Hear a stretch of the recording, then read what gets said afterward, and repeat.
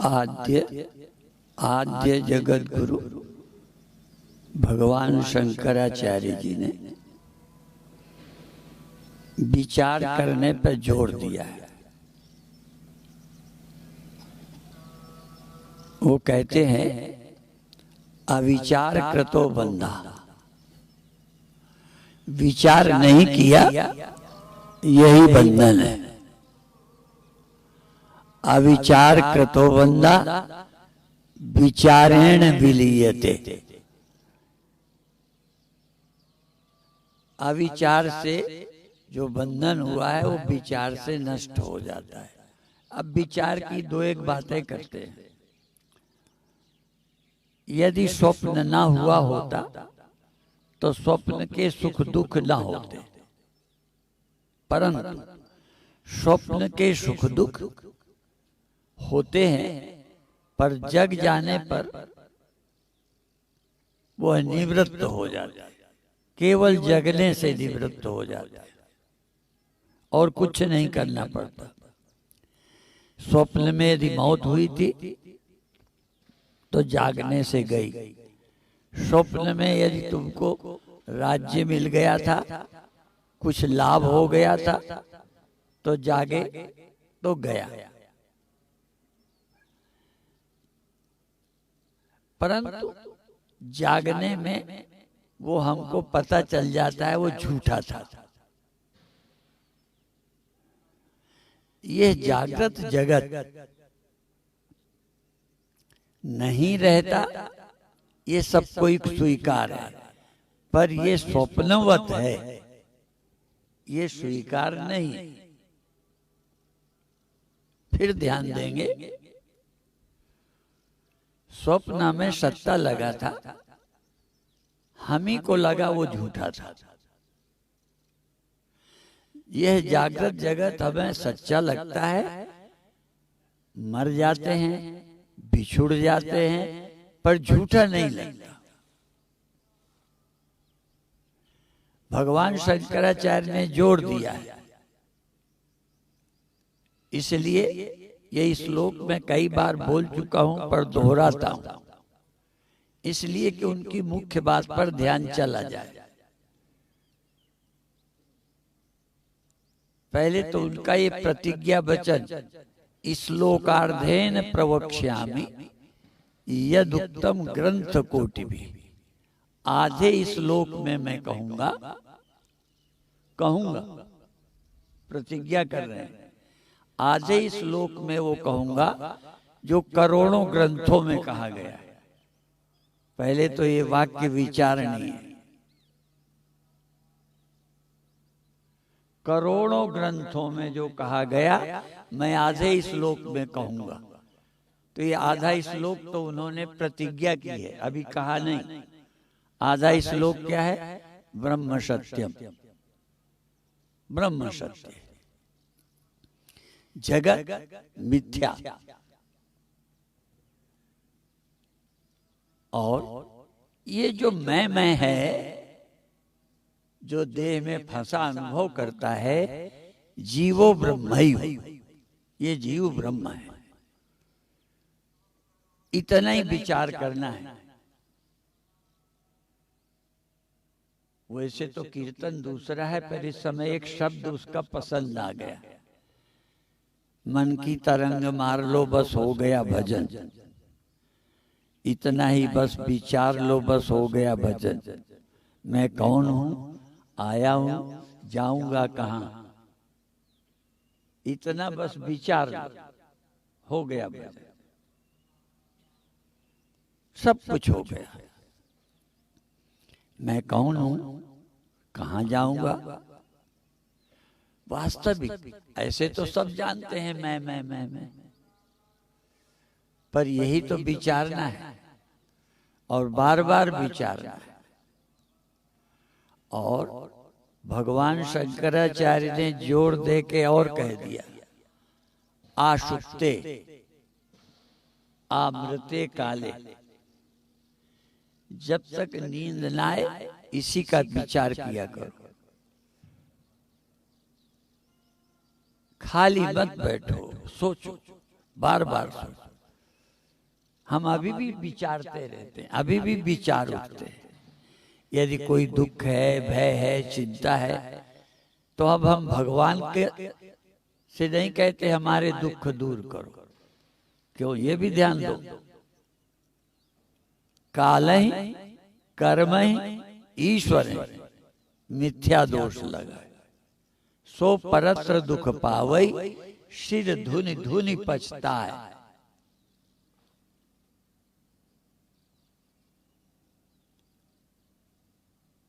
ये जरा विचारणीय विषय है। सो परत्र दुख पावई, सिर धुनि धुनि पछताए, कालहि कर्महि ईश्वरहि मिथ्या दोष लगा। तीन को झूठा दोष लगाता है। गलती तो अपनी है, विचार नहीं करता। मैं कौन हूं, कहां से आया हूं, कहां जाता हूं, आखिर देह क्यों मिला है, देह क्यों छूटता है, दुख सुख क्यों होते हैं, और मैं कौन हूं। बदलता रहेगा। मैं देव हूं, ये भी एक है, ये भी एक अनुभव है। ऐसे नहीं है, ये अनुभव है कि मैं देव हूं, पर दूसरा अनुभव इससे थोड़ा ऊपर है। मैं देह नहीं हूं, मैं अंतःकरण। मैं जगता हूं तो सुख दुख होते हैं, स्वप्न देखता हूं तो सुख दुख होते हैं, नींद में होता हूं तो दुख नहीं होते, चिंता नहीं होती। आखिर वो भी तो मैं ही हूं। वो मैं ही तो हूं जो जगने पे संसार के, स्वप्न में, ख्यालों के, नींद में कोई नहीं। मैं देव हूं या जगता सोता हूं। यदि मैं इन दो में पूछूं तुम ज्यादा क्या हो, ज्यादा सच्चाई क्या है? आप अपने को देह मानकर ज्यादा जीते हो या अपने को अंतःकरण मानकर ज्यादा जीते हो? और मानते ज्यादा देह हो कि हो अंतःकरण? क्योंकि देह मानने को भी अंतःकरण चाहिए। तो देह का महत्व ज्यादा दिया है अंतःकरण का ज्यादा महत्व। और ये भी मन एव मनुष्याणाम कारणम बंध मोक्षयो। बंधन और मोक्ष दोनों मन पर निर्भर है। मन, और मन कैसा? जैसी समझ। समझ बदल जाए तो मन बदल जाएगा, और समझ बदलने के लिए गुरु की आवश्यकता है, ग्रंथ की आवश्यकता है, स्वाध्याय की आवश्यकता है। ब्रह्म ज्ञानियों की बात सुनना, ब्रह्म ज्ञानियों का संग करना, और ब्रह्म ज्ञान जिनसे होता है उन ग्रंथों को पढ़ना।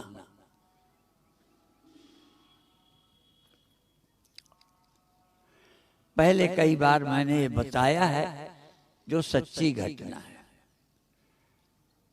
श्री पंचमुखी हनुमत कवच स्तोत्र मेरे को कैसे मिला, किसने दिया, क्यों दिया, ये मुझे याद नहीं है, पर पढ़ा तो उसमें लगा था एक बार पाठ करने से ये होता है, दो बार पाठ करने से ये होता है, तीन बार करने से ये होता है, ऐसे था। और इतने बार पाठ करे तो ब्रह्म ज्ञान होता है। अब मैं छोटा था, घर पर था, विद्यार्थी था, तो उसमें था कि इतने बार पाठ करे, वो भी भूल गया कितने बार का है। भाई ये याद है कि इतने बार करने से ब्रह्म ज्ञान होता है, तो मैं उतने बार करता था कि मुझे ब्रह्म ज्ञान हो जाए। आप लड़का हो जाए, दुकान चल जाए, फलाना हो जाए, ये कामना है कि मुझे ब्रह्म ज्ञान हो जाए, ब्रह्म प्राप्त हो जाए, भगवान से मिल जाए, ये तो कामना है। भगवान मुझे मिल जाए, कोई को लगे कि भगवान का क्या करेंगे, हमें लड़का चाहिए, भगवान हमें लड़का दे दे, वो चाहे जहां रहे, भगवान हमें क्या करना।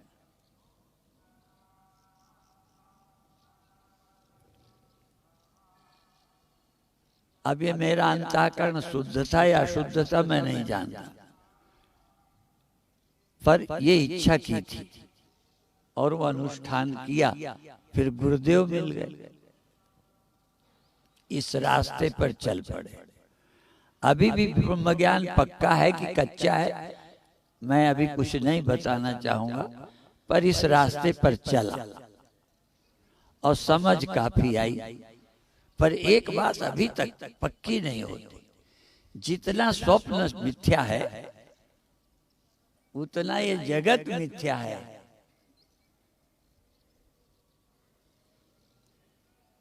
इसीलिए इसकी चिंता होती है।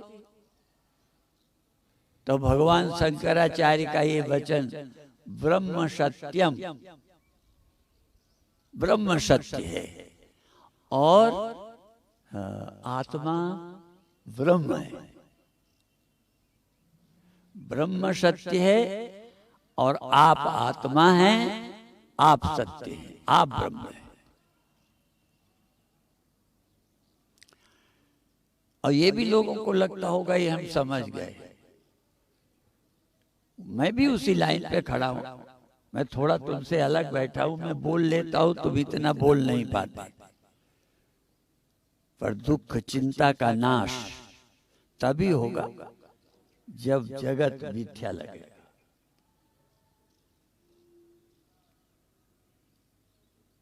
इसलिए भगवान शंकराचार्य ने डिम डिम घोष कर दिया, जगत मिथ्या, ब्रह्म सत्य और जीवो ब्रह्मयु। मैं कहूँगा तुम ब्रह्म ही हो, तुम सबको जीवो ब्रह्मयु कह करके भगवान शंकराचार्य तुम सबको कहते तुम ब्रह्म ही हो। हर व्यक्ति को कहा है तुम ब्रह्म ही हो। तो पहले तो तुम ब्रह्म ही हो, ये पक्का हो। और एक बात बहुत विचारनीय है, जब तक तुम सीमित हो तब तक तुम दृष्टा हो, जगत दृश्य। लोग ये पूछा करते हैं, इसलिए थोड़ा प्रसंग बस कह दे। स्वप्न तो जागने पर मिथ्या लगने लगा और हम ज्ञानी हैं, पर जगत हमको मिथ्या या स्वप्न क्यों नहीं लगता।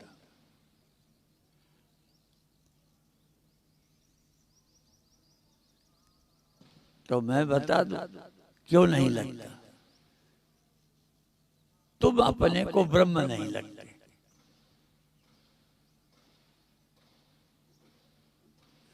तुम ब्रह्म हो ये बात अभी भी नहीं धंसती। देह नहीं हूं ये हिम्मत जुटा लेते हो, पर मैं ब्रह्म हूं ये ख्याल में ही नहीं आता। मैं देह हूं ख्याल आता है, मैं जीव हूं ये ख्याल आता है, मैं व्यक्ति हूं, एक जीव दूसरे जीव से अलग है, मैं तुमसे अलग हूं, सब में मैं हूं, सब मुझ में है, ये समझ नहीं आता। कई लोग वेद मानते हैं, उनका अर्थ भी कर ही लेते होंगे। बहुत लोग नहीं मानते कि मैं सब में हूं, सब मुझ में है। भगवान ने गीता में अपने को तो कहा है, यो माम पश्यति सर्वत्र सर्वम च मयि पश्यति। भगवान ने कहा जो मुझको सब में देखता है और सबको मुझ में देखता है, ये बताया। पर ईशावास्योपनिषद क्या कहता है? जो अपने को सब में देखता है और सबको अपने में देखता है, जो अपने से सबको अलग देखता है। देखते हो ना, आप अपने से सबको अलग देखते हो और सब से अपने को अलग देखते हो। और ईशावास्योपनिषद क्या उपदेश करता है? जो अपने को सब में देखता है, अपने को अर्थात अपने आप को सब में और सब को अपने आप में देखता है। ये देखने की नजर विश्व में किसी के ग्रंथ में नहीं है,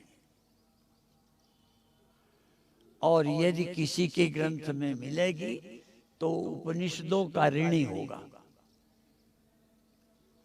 और यदि वो स्वीकार करता है तो ईमानदार है।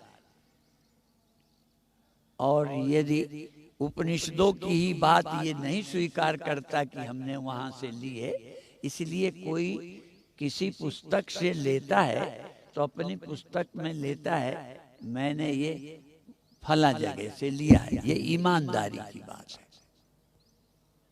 तो यदि कोई और धर्माचार्यों ने ऐसा कहा है अपने को सब में, सबको अपने में, तो उपनिषदों का ऋणी है, और नहीं कहता तो बेईमान है। ये ईमानदारी है कि जहां से लिया हम कह दें।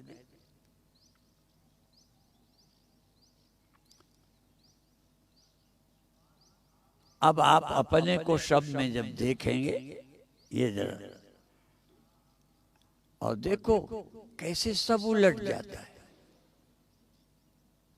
पहले देह में नहीं, इंद्रियां में नहीं, पहले तो इनसे मैं अलग देखूं, और जब त्रिकाल अबाधित, काल अबाधित, देखो काल अबाधित और देश अबाधित। काल अबाधित जानने के लिए, कालातीत जानने के लिए देह इंद्रियां मन में नहीं हूं।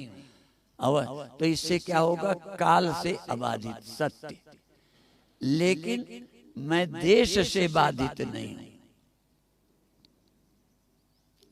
कोई देश ऐसा नहीं है जहां मैं नहीं, बल्कि सच ये है कोई देश ही बिना मेरे नहीं है, कोई काल ही बिना मेरे नहीं है, कोई वस्तु ही मेरे बिना नहीं है। मेरी सत्ता से ये सब सच लगते हैं। जासु सत्यताते जड़ माया, भाष सत्य इव मोह साया। ये चिंतन का विषय है, फिर करेंगे। क्योंकि ये सुबह सुबह मैं चाहता हूं थोड़ा ध्यान की प्रैक्टिस कराऊं, तो थोड़ा ध्यान करा दो, फिर बोलेंगे। और आज से रामायण की, आज से रामायण की कथा हमारे आदरणीय चित्रकूट के संस्थापक अध्यक्ष स्वामी जगत प्रकाश त्यागी जी मानस की अच्छी कथा करते हैं, बहुत अच्छी कथा करते हैं। उनकी कथा होगी। अब मैं आ जाऊं अपनी बात पर ध्यान। दृष्टि, ये इनको हम गोलक बोलते हैं। आंख एक ये गोलक है, ये आंख नहीं है। इस गोलक से दृष्टि निकलती है तो दृश्य दिखता है। आप दृष्टि, इस आंख के गोलक से दृष्टि निकलती है तो दृश्य दिखाई देता है। तो आपको क्या करना है ध्यान में?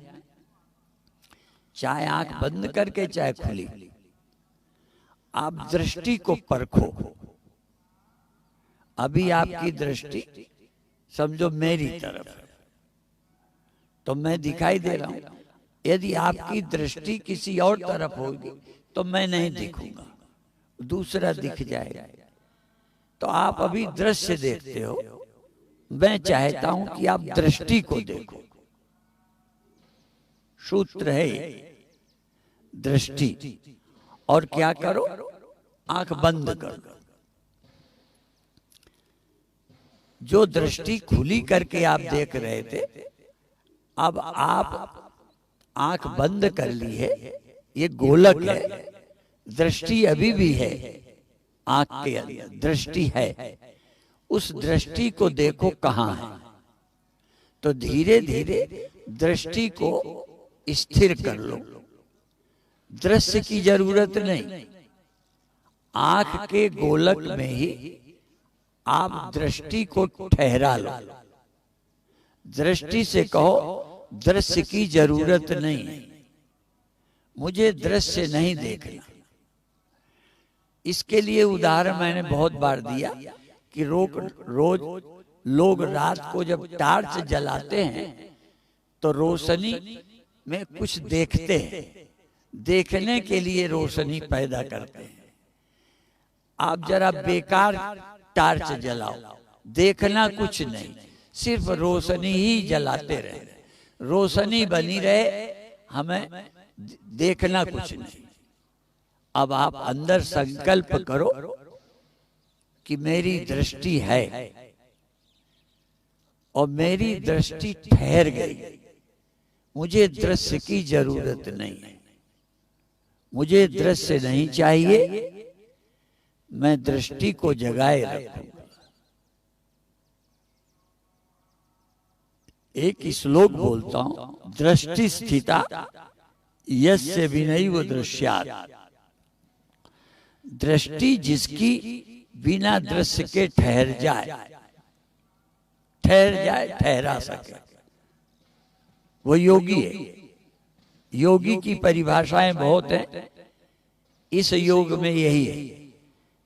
वह योगी है, वह गुरु है, गुरु होने योग्य है, जो अपनी दृष्टि को बिना दृश्य के ठहरा ले। तुम दृष्टि के दृष्टा बन जाओ, दृश्य के दृष्टा नहीं, दृष्टि के दृष्टा, और दृष्टि को ठहरा लो, शांत कर लो।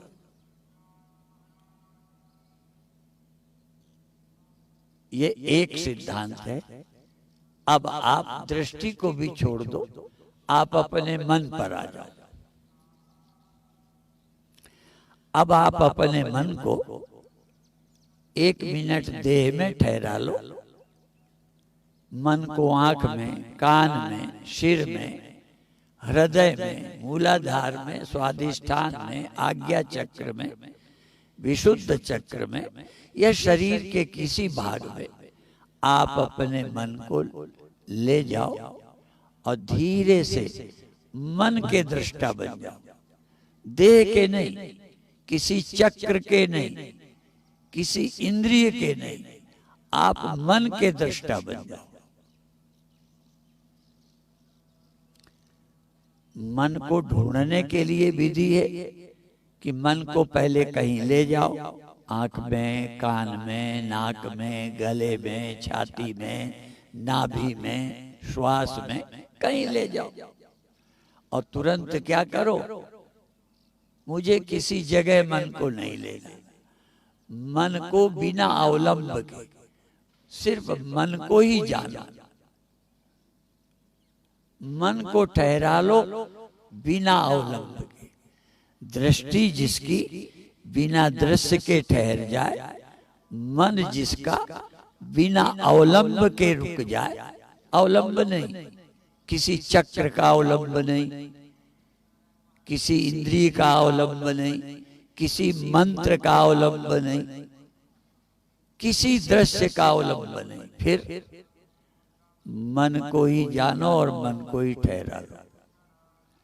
तुम हो, तुम और तुम्हारा मन, और कोई नहीं। तुम हो मन के दृष्टा और मन है। मन के सामने कोई और नहीं है। या तो तुम हो या तुम्हारा मन, तुम और तुम्हारा मन, तुम और तुम्हारा मन, मन और तुम, और कोई नहीं। मना स्थिरम यस्य बिना अवलंबात्। मन जिसका बिना अवलंब के ठहर जाए, तीसरी विधि, पहली दृष्टि, दूसरा मन। तीसरी विधि, नाभि पर जाएं, श्वास लेते रहें, छोड़ते रहें। प्राणायाम नहीं करें, श्वास को आने दें, श्वास को जाने दें, प्राणायाम नहीं। प्राणायाम में श्वास हम लंबी करते हैं, छोटी करते हैं, रोकते हैं। श्वास में परिवर्तन करना ये प्राणायाम है। रोक लेना, देर तक लेना, देर तक छोड़ना, धीमी लेना, धीमी छोड़ना, तेज लेना, तेज छोड़ना। भस्त्रिका प्राणायाम, कपालभाति प्राणायाम, नाड़ी शोधन प्राणायाम। मुझे प्राण में खुद कोई विच्छेद नहीं करना, रुकावट नहीं डालनी, रोकना नहीं। श्वास चल रही है, आ रही है, जा रही है, कुछ भी नहीं, बिल्कुल शांत हो जाओ, कुछ भी नहीं करो, कोई ध्यान नहीं, कोई समाधि नहीं, कोई योग नहीं, केवल श्वास चल रही है, आ रही है, जा रही है।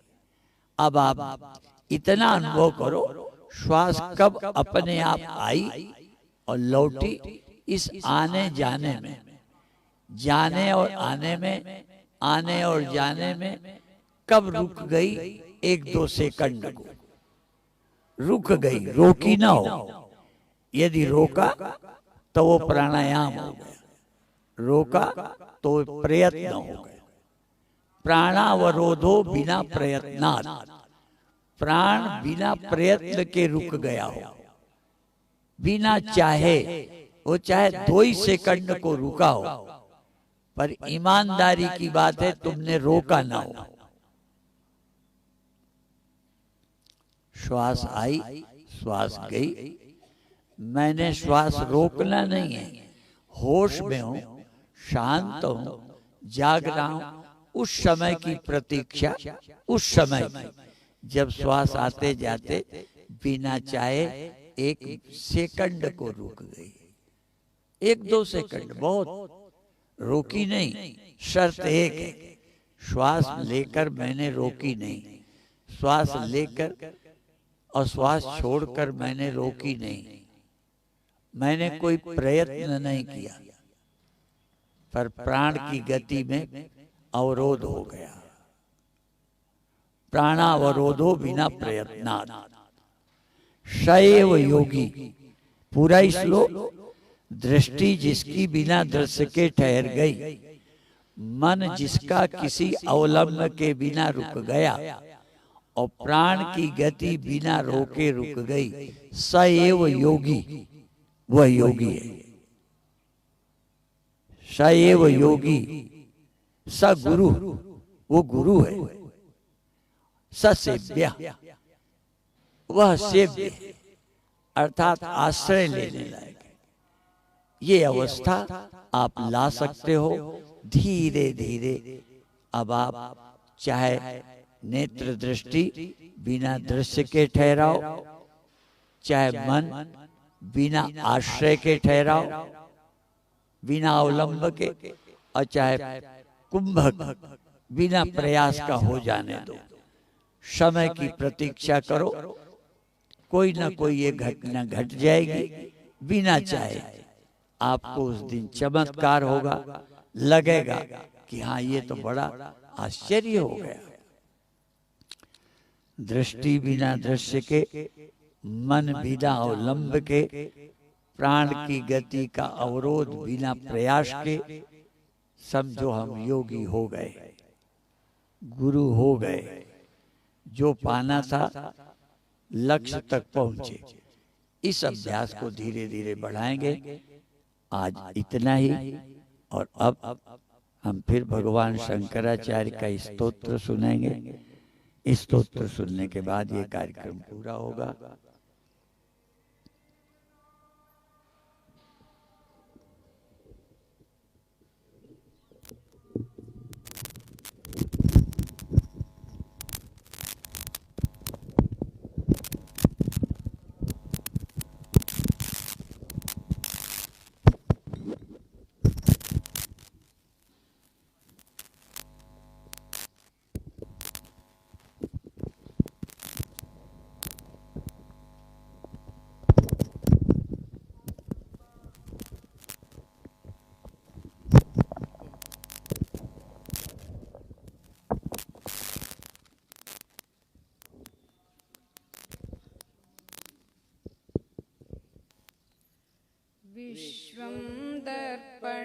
दृश्यमाननगरी तुल्यं निजान्तर्गतम् पश्यन्नात्मनि मायया बहिरिवोद्भूतं यथा निद्रया यः साक्षात् कुरुते प्रबोधसमये स्वात्मानमेवाद्वयम् तस्मै श्रीगुरुमूर्तये नमः इदं श्रीदक्षिणामूर्तये तस्मै श्रीगुरुमूर्तये नमः इदं श्रीदक्षिणामूर्तये बीजस्यान्तरिवाङ्कुरो जगदिदं प्राग्निर्विकल्पं पुनः मायाशक्तितदेशकालकलना वैचित्र्यचित्रीकृतम् मायावीव विजृम्भयत्यपि महायोगी वयस्वेच्छ गुरुमूर्तये दक्षिणामूर्तये तस्मै श्रीगुरुमूर्तये नमः इदं श्रीदक्षिणामूर्तये यस्यैव स्फुरणं सदात्मकमसत्कल्पार्थकं भासते साक्षात् तत्त्वमसीति वेदवचसा यो बोधयत्याश्रितान् यः साक्षात्करणात् भवेन्न पुनरावृत्तिर्भवामोनिदौ तस्मै श्रीगुरुमूर्तये नमः इदं श्रीदक्षिणामूर्तये तस्मै श्रीगुरुमूर्तये नमः इदं श्रीदक्षिणामूर्तये नानाचिद्रघटोदरस्थितमः दीपप्रभाभास्वरम् ज्ञानं यस्य तु चक्षुरादिकरणद्वारा बहिः स्पन्दते जानामीति तमेव भान्तमनुभाते तत्समस्तं जगत् तस्मै श्रीगुरुमूर्तये नमः इदं श्रीदक्षिणामूर्तये तस्मै श्रीगुरुमूर्तये नमः इदं श्रीदक्षिणामूर्तये देहं प्राणमपीन्द्रियाण्यपि चलं बुद्धिं च शून्यं विदुः स्त्रीबालान्धजडोपमास्त्वहमिति भ्रान्ताभृशं वादिनः मायाशक्तिविलासकल्पितमः व्यामोहसंहारिणे तस्मै श्रीगुरुमूर्तये नमः इदं श्रीदक्षिणामूर्तये तस्मै श्रीगुरुमूर्तये नमः इदं श्रीदक्षिणामूर्तये राहुग्रस्तदिवाकरेन्दुसदृशो मायासमाच्छादनात् सन्मात्रः करणोपसंहरणतो यो भूत्सुषुप्तः पुमान् प्रागस्वाप्समिति प्रबोधसमये यः प्रत्यभिज्ञायते तस्मै श्रीगुरुमूर्तये नमः इदं श्रीदक्षिणामूर्तये तस्मै श्रीगुरुमूर्तये नमः इदं श्रीदक्षिणामूर्तये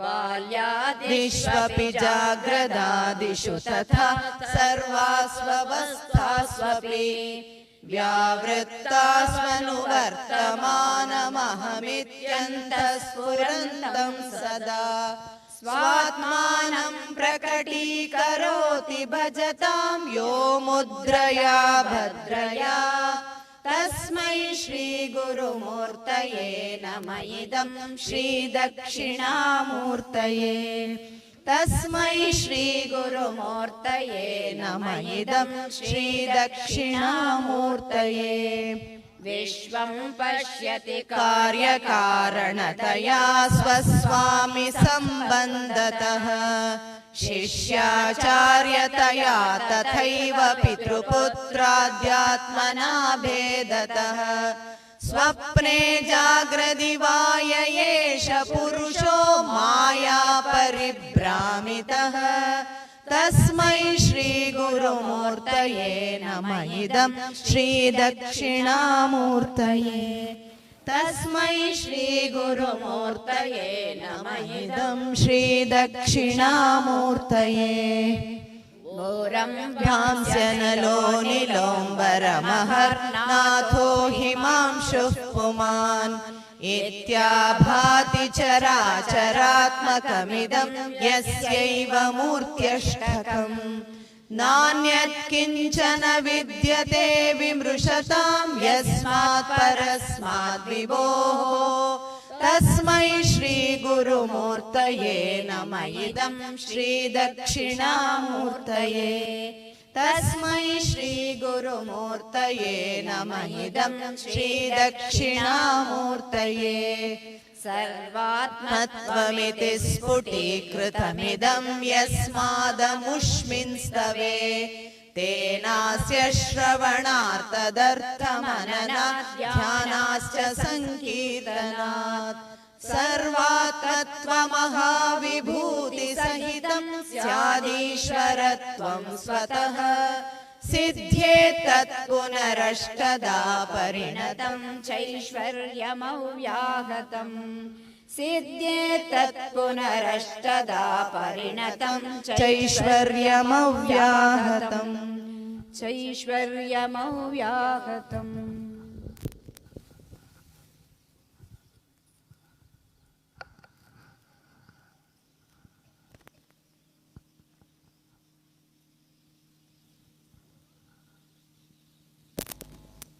साढ़े 8 बजे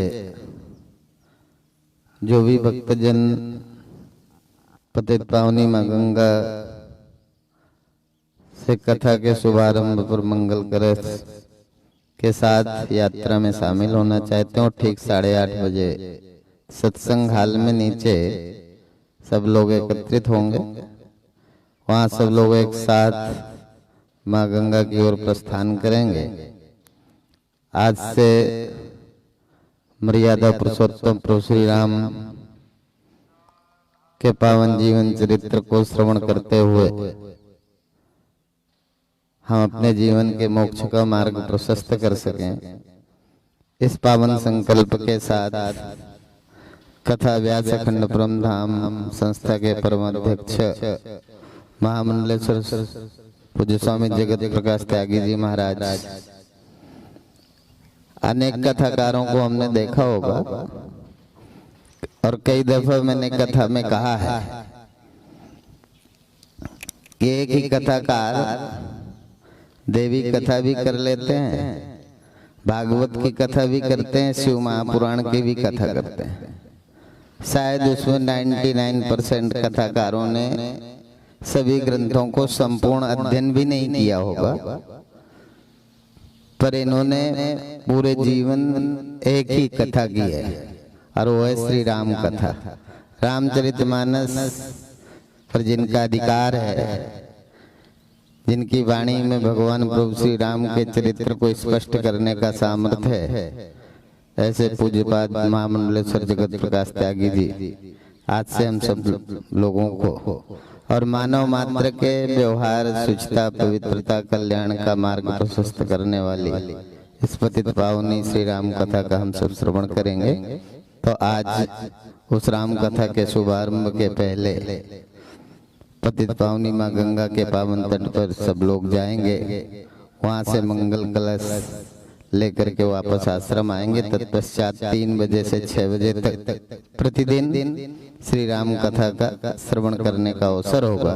तो जिन भक्तों के हृदय में, क्योंकि राम मानव के उद्धारक हैं, राम व्यवहार की पवित्रता है, राम जीवन का चरित्र है, राम है तो परिवार है, राम है तो शुचिता है, राम है तो व्यवहारिक पवित्रता है। इसलिए हमारे जीवन में राम की परम आवश्यकता है। ऐसे मर्यादा पुरुषोत्तम प्रभु श्री राम का चरित्र जिनके श्री मुख से सुनेंगे, ऐसे हमारे पूज्य महामंडलेश्वर जगत प्रकाश त्यागी जी आश्रम में आ चुके हैं और उनके द्वारा ही श्री राम कथा हमें श्रवण करने का अवसर मिलेगा। तो निश्चित रूप से अन्य स्थाने कृतम पापम तीर्थ स्थाने विनश्यति, तीर्थ स्थाने कृतम पापम वज्रलेपो भविष्यति।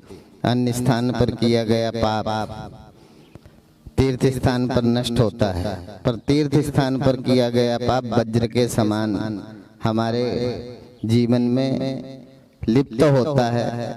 काया से जो पाता कोई बिन भोगे छूटे नहीं कोई। ऐसी तरह पुण्य कार्य भी यदि हम तीर्थ में करते हैं तो 1000 गुना फल दे करके, चाहे वो कथा श्रवण का हो अर्थात भगवान के मंत्र जाप का हो, गुरु का सानिध्य हो, अर्थात हम अपने चित्त को अधिकाधिक और भगवान के चरित्र पर लगाएं। बाकी दिनों तो गृह कार्य नाना जंजाला, जब हम वापस घर में होते हैं अनेक तरह की बातों में हमारा मन उलझा होता है। और इसलिए इस मन को ठीक करने का, क्योंकि जो जिसका धर्म है, जैसे मन का धर्म क्या है, सुख और दुख। शरीर का धर्म जन्मा है, बूढ़ा होगा, जवान होगा, बूढ़ा होगा, मर जाएगा। तो अर्थात जो सुख और दुख हमारे मन के धरातल पर पैदा होते हैं, जहाँ दुख होता है वहीं, जहाँ समस्या है वहीं समाधान है। तो सारे दुख हमारे मन के कारण हैं। इसलिए मन एवं मनुष्याणाम कारणम बंध मोक्षयो, जो ये बंधन है ये मन के कारण हम बंधे से लगते हैं, और मन ठीक हो जाए तो हम मुक्त हो जाते हैं। तो मन को ठीक करने की साधना है कथा का श्रवण। अर्थात मन जब भी ठीक हुआ है पदार्थों से नहीं, पदार्थों में मन खुश हुआ है, ठीक नहीं हुआ। हमें धन मिला तो मन खुश हुआ, पत्नी मिली तो मन खुश हुआ, हमें नौकरी मिल गई तो मन खुश हुआ, मन ठीक नहीं हुआ। मन ठीक करने के लिए कथा की आवश्यकता है। इसलिए हम सब लोग नित्य प्रति कथा सुने। जिन्हें मन ठीक करना, जिनका ठीक हो चुका है, ठीक है, उन्हें तो कथा की जरूरत नहीं है। पर जिनको अभी लगता है कि मन में थोड़ा सा अधूरापन है, उस मन को अधूरेपन से मुक्त करने के लिए ही कथाओं का आयोजन होता है। और दुनिया के जितने भी ग्रंथ बने हैं वो केवल मनुष्य के उद्धार के लिए ही हैं, और किसी योनि में जन्मे हुए पशु पक्षी कीट पतंगों के लिए कोई कथा नहीं। कथा तो केवल मनुष्य के लिए है, और इस मनुष्य को ही श्रवण करके इस जगत के भवसागर से पार होना है। ये जगत दुखालय है, इस दुखालय से हम कैसे मुक्त हों, इसके लिए समय समय पर आचार्यों का प्रादुर्भाव होता है। और आचार्य एक मठामनाय का निर्माण करते हुए हमें अनेक आचार्य देते हैं, जिनके सानिध्य में बैठकर हम इस भवाटवी से पार होते हैं। तो निश्चित रूप से वो पावन अवसर आज से हमें मिलेगा और हम सुनेंगे महामंडलेश्वर जगत प्रकाश त्यागी जी को। हरिओम तत्सत, हरिओम तत्सत, हरिओम तत्सत। ध्यान रहे, ठीक 8:30 बजे सत्संग भवन।